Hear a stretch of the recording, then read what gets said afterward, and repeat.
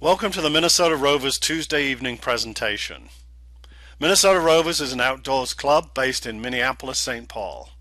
Our members organize trips that range from 1 hour to 2 weeks in Minnesota or further afield. Examples of our activities include hiking, biking, backpacking, skiing, snowshoeing, paddling, and rock climbing.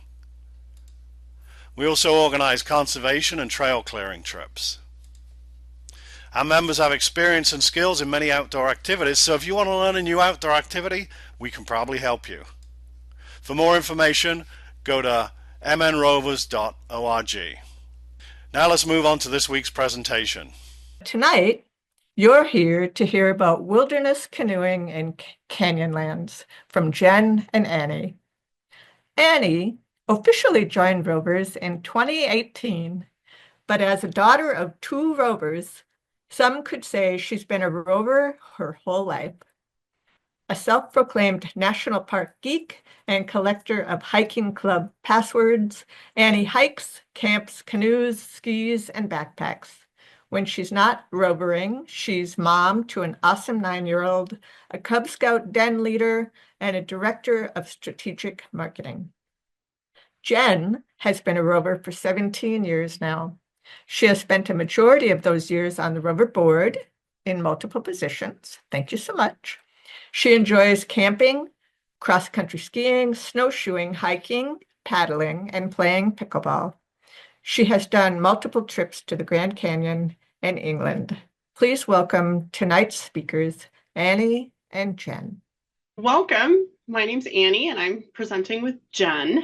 Jen and I went on a Green River trip back in 2023. So tonight, during our presentation, it is mostly pictures and not a lot of slides. However, we will go over the basics: who, what, when, where, why, talk about weather, leave no trace ethics on the trip. After that, Jen is going to talk about the trip from her point of view, share lots of pictures. I actually did this trip in 2004. So I went back and found pictures of the exact same place in 2004 that we were at in 2023. So I have some comparisons. And the reason that I'm doing that has to do with how I thought the trip would be and how the trip turned out, and some lessons learned in river geography that were interesting but unexpected on the trip. We'll also talk about the cost of the trip, logistics and lessons learned. When I'm talking, feel free to put questions in the chat. I'm going to monitor it. And then anything, Jen, it's up to you if you want to monitor it during the chat, but at the end, we'll go back and try to catch all the questions. Sound good? Yep, the chat is good. Okay. With that, who are our cast of characters? If there's anybody besides Jen and I that were on the trip, please show something in the chat. I saw a Zan, but I wasn't sure if she's here. So that would be awesome if she was. Who went on this trip? Myself, my dad, Bill. Back in December of 22, I texted my dad and I said, I have a crazy idea. I want to go do something. And he said, yeah, I've always heard about that trip because you went back in 2004. I want to go. And then my mom jumped in and said, there is absolutely no way you can go 56 miles down the Green River with your 78-year-old father by yourselves. So it became a Rovers trip. Those of you that signed up for the trip were not scared away by my initial email, and those were Jen and Barry and Zan, Lyle, and Joe. And we also brought some friends along the way, the Groover, i.e. the toilet, and the turkey. So with that, where did we go? We started in Moab, Utah, which is what's on the upper right hand picture. And then from Moab, Utah, we paid an outfitter called Texas Riverways to take us to Mineral Bottom, which is in the Green River. And Jen will share pictures of what that looks like. From the Green River, we canoed about 50, I have in my head it was 56 miles total, but it was 53 miles to the confluence of the Green and the Colorado River. We went a couple miles beyond the confluence to Spanish Bottom. And then on the last day, Texas Riverways picked us up in a jet boat and buzzed us up to Potash, which was by Moab. So you got to see 2 canyons for the price of 1. When I posted the Rover trip, I proclaimed that this trip stopped and started in Moab, Utah. So you had to get yourself there. I wasn't going to coordinate that part. In all, 2 people drove down to Moab, and 5 of us somehow magically got on the same Delta flight to and from to Salt Lake City, and Barry bravely rented a vehicle and drove us through the most horrendous weather I have ever seen that first day to get us to Moab. We use the outfitter Texas Riverways. There's a couple outfitters there. The reason that I used Texas Riverways was because I used them in 2004. They provided us excellent service. And in 2004, I was a Texas Riverway customer, but half the people on our boat were not Texas Riverway customers because the other boat broke down.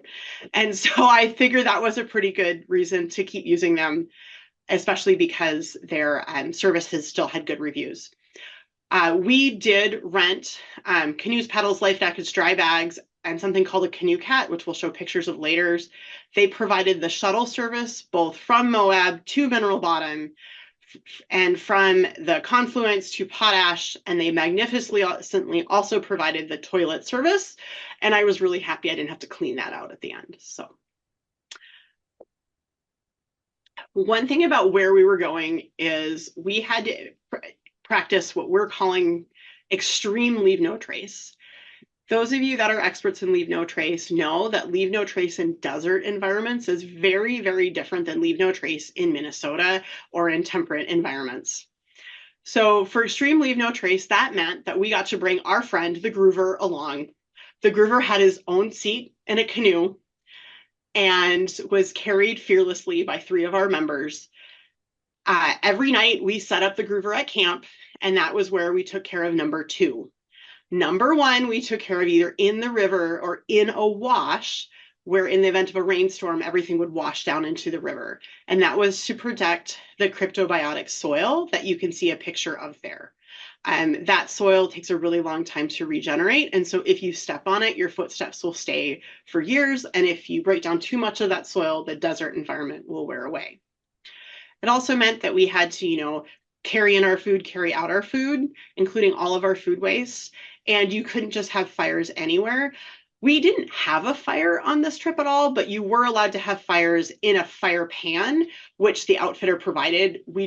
I think we were cold and tired and just went to bed. We called like backpacker midnight at 8:30 every night. So that was how we handled leave no trace, and it was very different than what you would handle in Minnesota, but if you've been in the Grand Canyon, or if you've been in, like Paria Canyon or anywhere in that southern Utah area, you've probably had to deal with that. Navigation. The really great thing about this trip is we were in a canyon on a river that went one direction. And that meant that it was pretty hard to get lost, but going upstream would have been also really hard. So the way that we navigated was we bought a few copies of this Canyonlands River Guide. It's a waterproof map that you follow that flows the length of the river. So if you're looking at it, we were going down in the numbers of the river miles. I thought this was an exceptionally good map because it showed the river, but then it also showed that all of the topography and contour lines on the side of the river. So if you weren't paying attention to the curves, you could take a look and you could say, oh, well, I see a side canyon opening up over here, or I can see that side of the canyon is lower elevation than over there, to give you a really good idea of where to go. And it has some neat kind of landmarks posted on it. We also had a Garmin GPS as a backup, and Zan, who's here, carried the GPS. She had an inReach, so in case of emergencies, we would have had satellite texting. And then, like I said, I think this was very easy to navigate, and there also weren't a lot of like down trees in the river or shallow spots, etc. The one thing is, if we would have missed a campsite and had to go upriver, that 5-minute miss going downriver might have been an hour going upriver. So that was how we navigated. Rental gear. I mentioned what we rented, and we've provided pictures of what they are. We rented 4 canoes. If you guys counted, we had 7 people. We had a last minute cancellation, so we connected 2 canoes together that Jen will talk about. We rented dry bags from everybody. So everybody had one large dry bag for their personal gear. And if they wanted to, they could rent a small bag for their day bag. We rented food containers that were hard sided and critter proof. We didn't have to be like bear proof, but we had to be mouse proof. We rented the groover, which was the toilet. We rented a table, which was nice, but maybe not necessary. And we rented a cooler, and you can get ice, but I'll explain why that wasn't necessary either. We also brought 10 5-gallon water containers for that period of time, which was overkill, but it wouldn't have been had we had all 8 people and the temperature's been different. So we had lots and lots of water. And I just thought about it like you got your cardio from paddling and you got your strength from lifting gallons of water. When did we go? Okay, we went from April 4th through 9th of 2023. The average temperatures, the average high in March is 64 degrees. The average high in April is 73 degrees, with lows pretty chilly. I did this trip in 2004, and we had highs in the 80s, and we were in shorts and t-shirts, and it was fabulous. But April of 2023 was cold, brutally, brutally cold. When we entered on the 4th, as you can see, the high was 37 degrees. That made it, and we saw the weather prediction, we were prepared for it, but that made it so that if the first day, if we would have, for example, tipped a canoe, it would have gone from like, oh, it's funny, I tipped a canoe and it's 85 degrees, to I instantly have to get out and get someone in dry clothes and get them dried off. The fabulous thing about this trip was that the high temperature for the day increased by about 10 degrees every day. So every day the trip got better.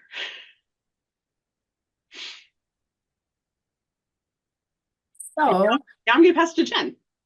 thank you. So day one, like Annie said, we started at Mineral Bottom, and we never knew where we were going to stop, which campsite we were going to find. Annie said we'd be staying on beaches and going about 10 miles a day. And these title slides, I'm just going to put where we started and ended, even though we didn't know at that time when it was going to be. So we went 13.5 miles the first day. Here we are, we're all set to go. It is pretty chilly. It was super windy the previous day, so we almost didn't go this day because if it was going to be that windy, we would have had to delay a day. All of our gear is packed in that trailer, and there are 4 canoes there. And it's being pulled by a bus. We went on some dirt roads and then to these switchbacks, which got us down to the Green River, which is right up here. But I wouldn't want to be driving the bus with a trailer a lot down these roads. This is the Cata canoe. So it's 2 canoes connected together. This came in very useful because we did have 7 people. And another option would have been 3 canoes and a kayak, but it made more sense to have it this way because then we had all this area that we could put gear, and the groover could be in the back on that left side. And we're off. So the brush that you see along the trail is called tamarisk, which is invasive, but as you can see, it's pretty tall and big. And there was some sandbars that we paddled by. We were trying to stop at lunch around lunchtime and just get out of the canoes and walk a little bit. But a lot of times they were really muddy. Muddy enough where Joe got off once and he literally lost his shoes. So I called him Shoeless Joe after that. We were trying to find a good beach to camp on, but nothing was fitting the bill. We had to find a location that was at least 4 feet higher than the river and a place that people had camped at before, because the river could rise within 12 or 24 hours 4 foot. And the invasive shrubs made it impossible to see what was behind them. We did finally find a spot. It wasn't ideal because we had to get the canoes up and then lug our gear up this 4 to 5 foot bank. We left the groover by the water, and the toilet seat that goes on there is just right there as well.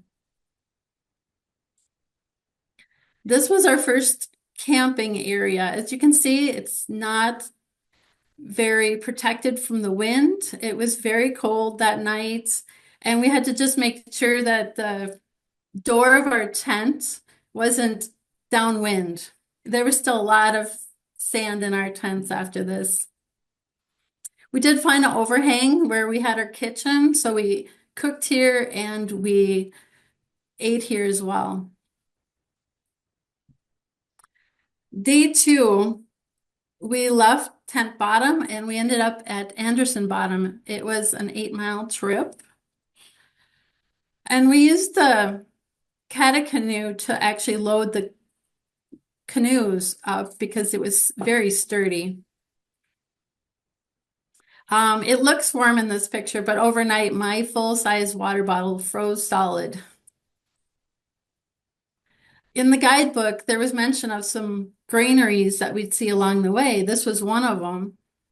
And as you can see, it's pretty high up and in really good shape.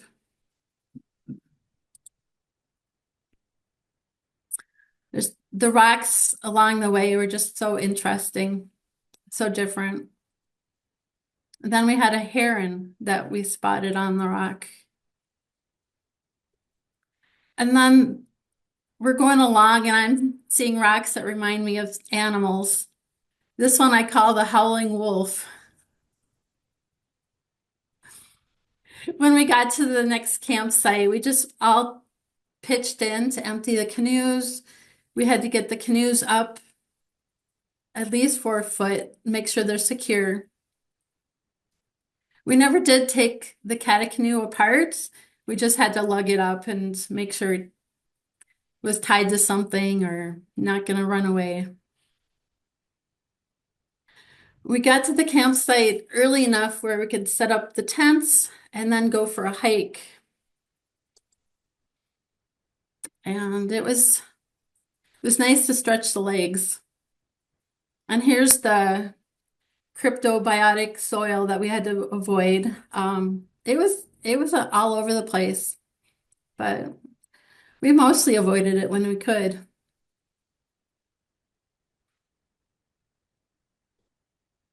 And this was our kitchen for the night. It was a beautiful area right on a bend of the river.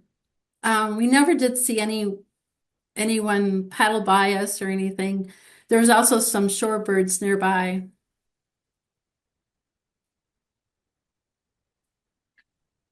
So we went another 10.5 miles the next day from Anderson Bottom to Turk's Head. Just packing up the canoes. We were pretty good at getting a system and where everything needed to be. Some of the water jugs were empty at that point, which is nice.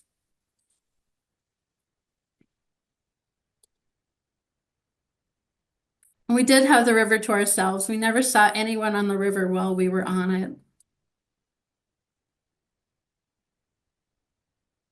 You just realize how small you were in comparison to everything here. And if you look up here, there's a squirrel, tail and a head. Our next camping spot was kind of terraced. And we did go for another hike. I didn't get a lot of pictures on the hike, but it was very rocky and very nice. The tents were more in like their own little tent pads. And then when we were having dinner, we noticed that there was an animal in the water across the river. We're like, it's the size of a beaver, but we haven't seen any beaver activity or anything. But sure enough, it was a beaver, and it's eating some sort of little branch. And our first sunset picture. You can see we got the canoe up on the beach, and it's tied to the shrub, and the other canoes are upside down up higher. Day 4, we went from Turk's Head to Jasper Canyon, which is 11.5 miles. You can see where the tamarisk is. Our tents were set up on the other side, so our campsite was pretty private from the river.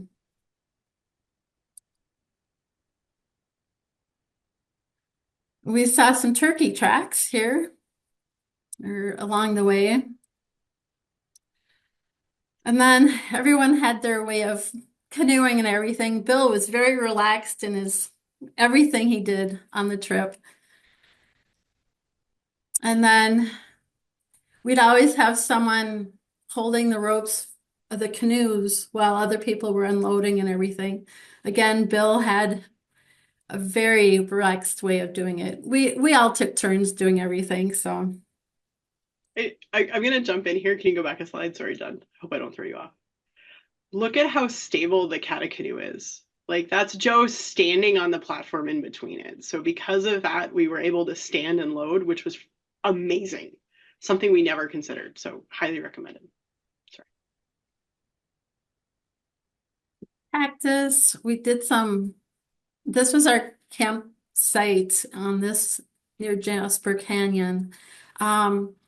And we had seen a granary nearby when we were canoeing in, so we're kind of trying to find it so we can hike to it. We turn around and it's not even 100 yards away.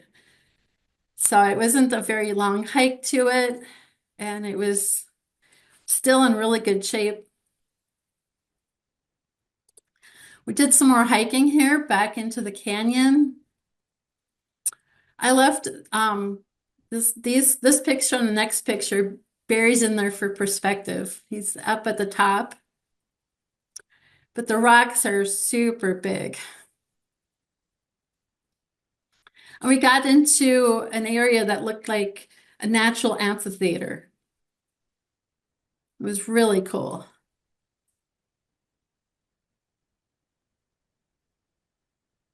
And then day 5 was going to be our last day that we were going to be canoeing. We went from Jasper Canyon to Upper Spanish Bottom, which is another 11.5 miles. They're heading the wrong way. And so we're heading, and we're going to actually stop for lunch along the way. And we were able to get out and hike a little bit, and it's not as muddy as some other places. We saw some otter tracks. But when we were taking off, we had to walk our boats out because it was pretty shallow. There was a few spots along the Green River that had some small rapids. We definitely heard the rapids before we got to them.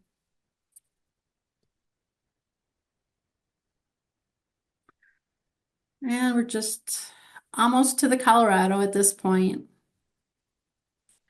And here is the confluence. It's coming across there. And I stole a image from the internet. From the top, that's the Green River, and then the dark brown is the Colorado. So that's the confluence. And we had to stop and sign a log because there's campsites along the Colorado, and if you go too far, in a canoe and you don't know if there's anyone camping there. So you have to stop and put your name in for the campground you're going to stay at. So then you can see if anyone's camping there as well.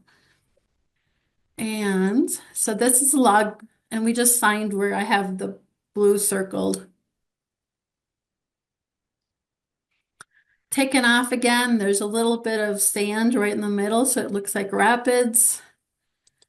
And we finally got to Upper Spanish Bottoms. We finally found a beach that Annie told us was all along here.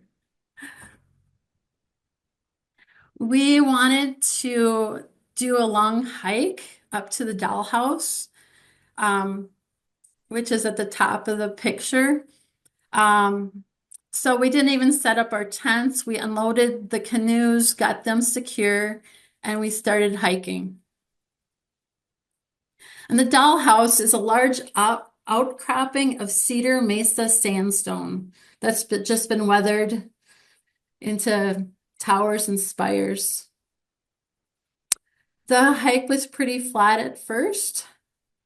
We walked near the next campground down, and there was I think there was some rafters there.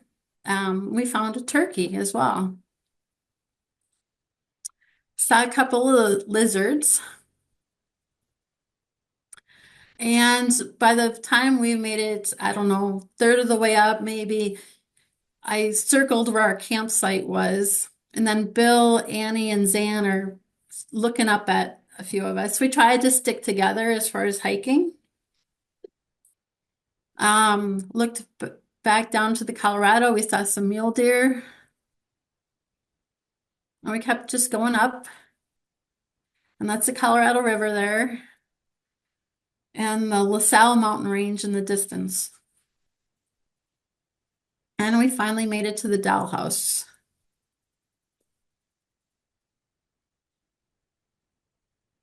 We all did make it back. A couple people made it back to the campsite in the dark, but it was all good. Day 5 was our pickup from Upper Spanish Bottoms to Moab via the Colorado River. But we have a sunrise picture of. So that's the jet boat. We were told to dress really warm because it's going to go fast and you're going to be cold. So Kenny, our driver, kind of going over the rules, I think, of the ride. All of our stuff is packed, and then we are on our way. The driver knew where to drive to avoid the shallow bits, and we had to stop to pick up another group along the way, but the ride took about 2 hours and 15 minutes. And that is the pictures, and Annie's going to start with the comparisons. Hey, thanks, Jen. I love that trip, and I will do this trip someday again.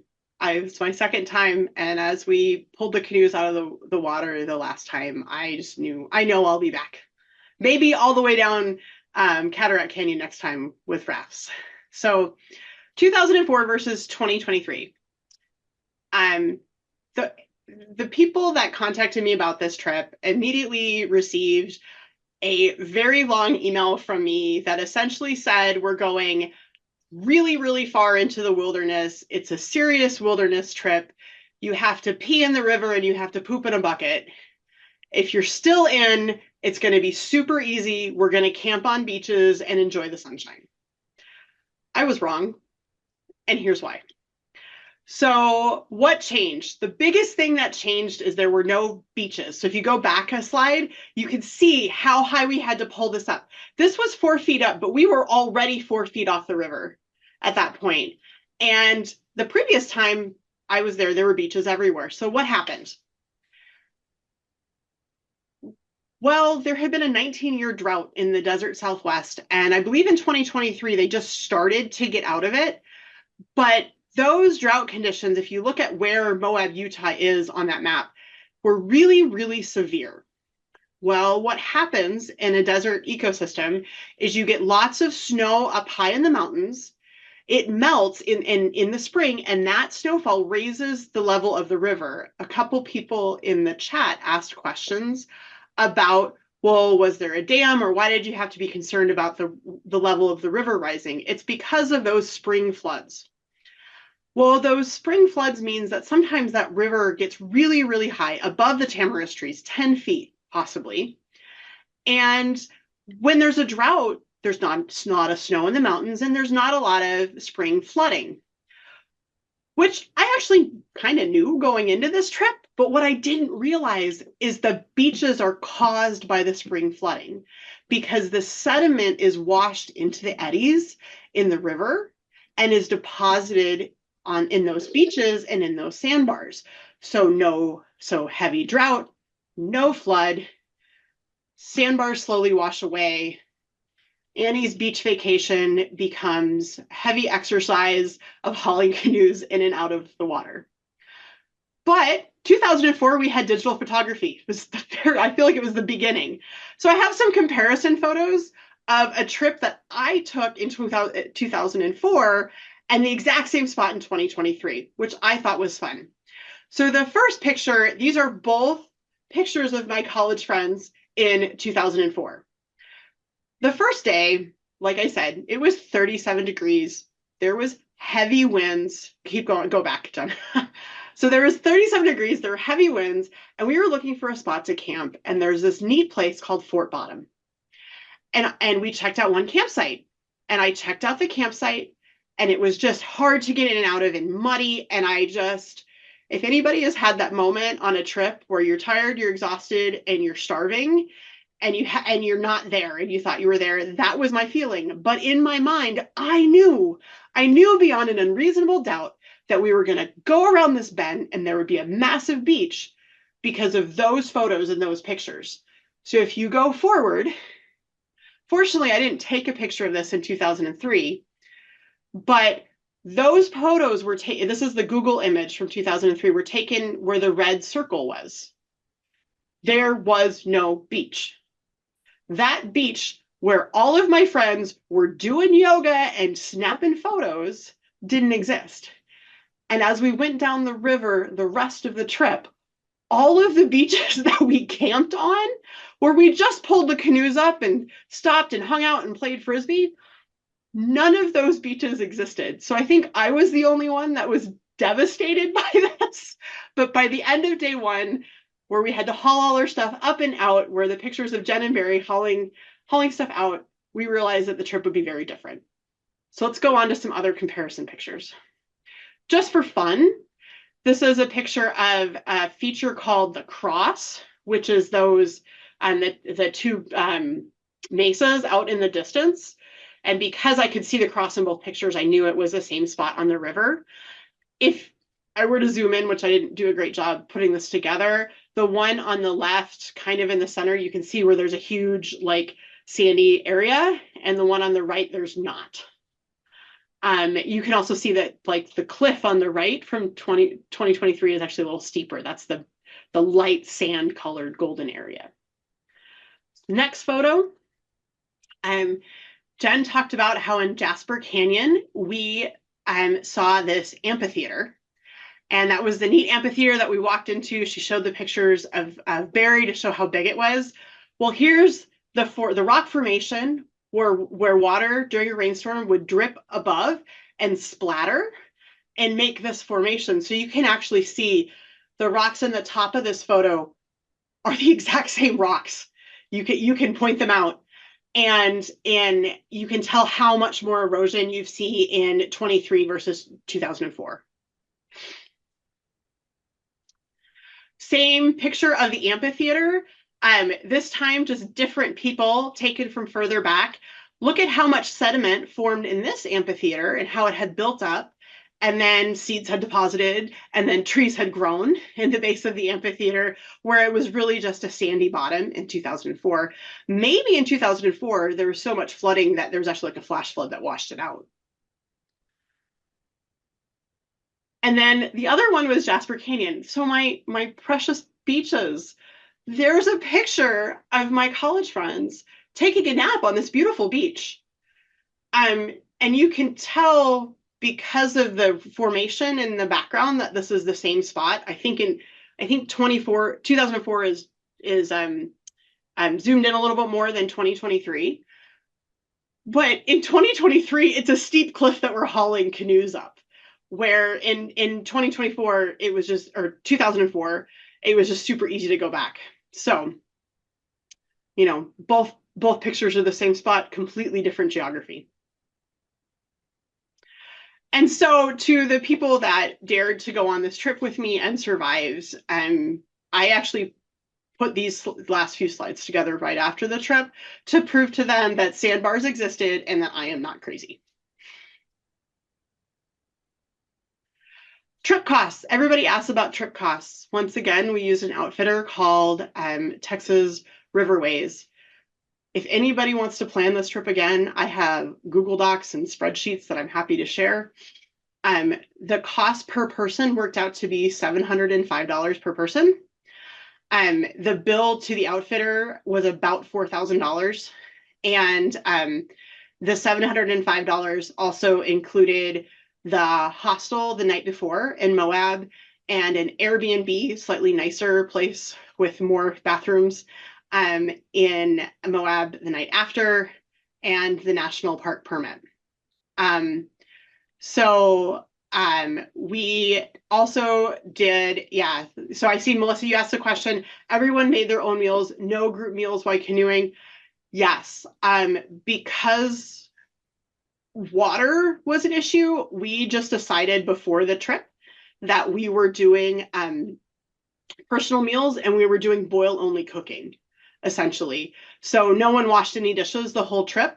And that was just in a desert environment to save water. So you either, I think Joe might have eaten out of his own pot, but basically, pour water into the Ziploc bag, pour water into the freeze-dried meal, or because weight wasn't an issue, just bring solid food. So bring salami, bring cheese. And even in the beginning of the trip, I brought a bag of salad because we had a cooler, Other costs, transportation, people decided whether they flew or drove or like how they booked their ticket through miles or not.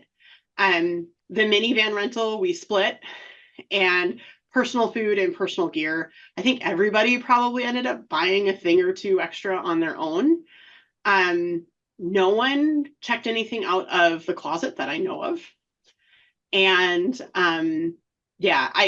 so maybe overall for me personally, the whole trip probably cost me maybe $1,800 because it was like $500 for the plane ticket and some money for food. And then I provided, I reimbursed Barry for his part of the car rental. So we had some lessons learned. So right away when we expressed interest, like Annie said, she sent us a long email. How much paddling have you ever done? Just expectations. And we think that the trip planning meetings went well. We knew, unfortunately, the person who dropped out had another GPS device. So we did have one along. So then based on the weather, we would probably adjust the gear and amount of water. We had like 200 pounds of water and we ended up jumping a bunch, but if it was hot, we would have definitely used more, and we didn't decrease it when the person dropped out. Go ahead, Annie. Yeah, and just on water, for example, we had extra water, and even the outfitter, they actually tell you not to dump the water until the boat arrives, because apparently people dump their water out the last day and then something happens. So we had lots of water. Gear, I was very nervous about it being windy and somebody capsizing the first day. So I told everybody to bring a totally extra set of dry clothes. And I had some people on the trip that were really, really diligent about that. And I really just meant it's a wilderness trip. So have the clothes you're wearing and then your pajamas, so you had something to put on. But a lot of people took that very seriously, appreciate that, and had 3 outfits along. So that was great. And then the other lesson learned, which were the last slides, river environments are dynamic and they're change over time. And I think that's probably why I've fallen in love with Canyonlands in this park, was how much it changed, and how, the next time I go back, it might be summer and it might have, leaves on the trees and everything else. But the geography is just amazing. I also think the division of labor worked well before the trip. So I believe in the intro email, or one of the short emails afterwards, I said, okay, before this trip, everybody has to take a role. And the roles we assigned were, someone researched and read about Leave No Trace and taught us about Leave No Trace prior to the trip in a desert environment. I know Barry was our wilderness first aider because he had just taken the class. So we had someone that, was like, okay, I'll look up on what to do in case of an event and what to do to be safe. We had folks looking at navigation. There's also a book you can buy about, there's a book that you can buy about the trip that I don't remember if we had with us or not, but a couple people bought the book and read the book about where we could do cool day hikes and things, which worked well. And then, of course, we had the GPS in reach in case of emergencies, and we remembered to take it with us on our day hikes. One of the questions that I guess Dee and Jay just asked is, we packed a lot of water. Couldn't we have treated and or filtered water from the river? So the answer is maybe. Most people on these trips, because weight's not a concern, bring the gallon jugs. When I was in 2004, we bought 2-liter bottles because we were trying to save money because we were cheap college students, and the outfitters thought we were hysterical because we had like 100 2-liter bottles with us. But the gallon jugs work really well.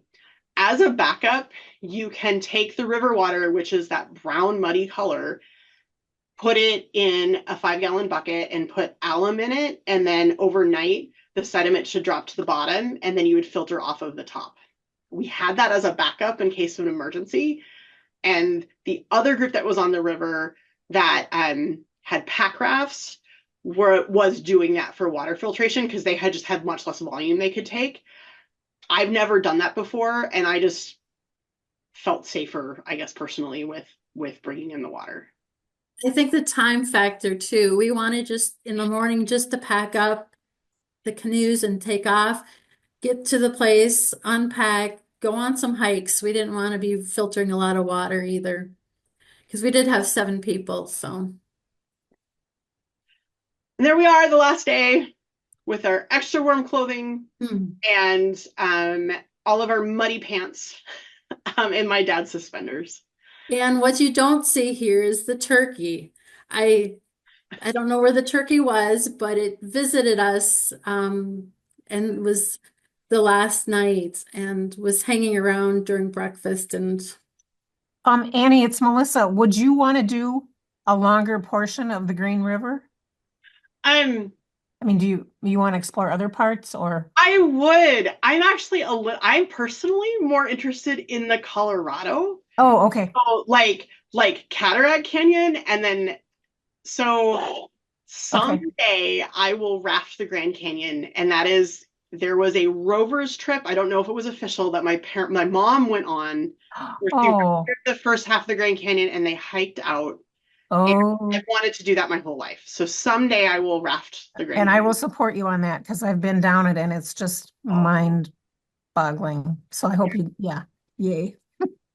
One of the thousands of things on my bucket list. So.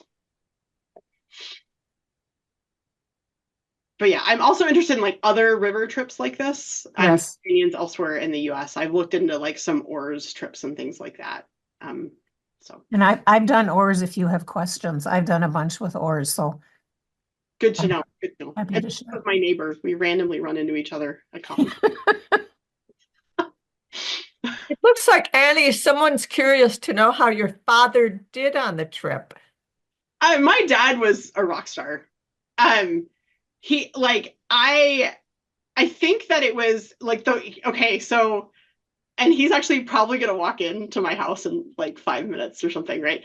But and he might watch the recording. But my dad is super experienced in the wilderness.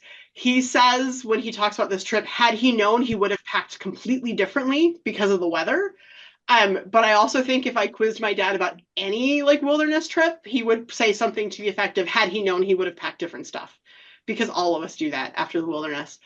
Um, you know, I thought he was great. Jen mentioned that some of us got back from our hike after dark. This hike that we did at the end, on the last day to the doll's house, was fabulous. It was such a beautiful hike, but it was that loose, and you can actually see it in the picture, that loose rock climbing up, and he just went really slow.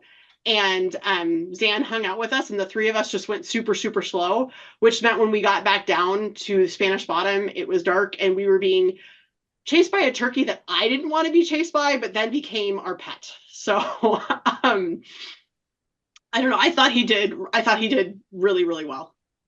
And he can paddle a canoe better than I can. Like, there's a reason in all those pictures he's in the back and I'm in the front. So When's the best time to go? Carol's asking, when is the best time to go beyond April? I would probably say a month later. So May. We were right at the beginning of the season, but I think you get into June and it just gets unbearably hot. That or September, but in September you can have issues with not having enough water in these canyons. Not on the Colorado, but on the Green, you could walk canoes, I think.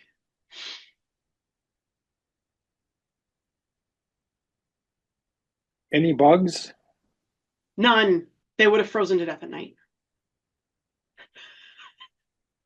It did get warmer along the way because, I mean, the first 2 nights my water bottle froze solid, and after that it wasn't an issue. Yeah, we think it was in the 20s overnight, and if y'all know, like 20-degree bags aren't actually comfortable at 20 degrees. So, but the best part about the weather was it was really cold the first day, and then you got kind of used to it, and then it just got warmer and warmer and warmer, and by the end we were in t-shirts. Hey, Annie, I think this is a comment for you or a question. Carol says, I think you were talking about a future trip. Wow, so fun. I want to do it too. Are you able to post your itinerary plan? So I don't know if the two of you want to connect or. Oh yeah, my biggest challenge on these trips is predicting when I'll be kid free. So, but that would be super fun. Yeah. I wanted to bring this picture back because here we're waiting for Kenny to get ready for us to bring stuff in. There's the turkey. The turkey liked Annie.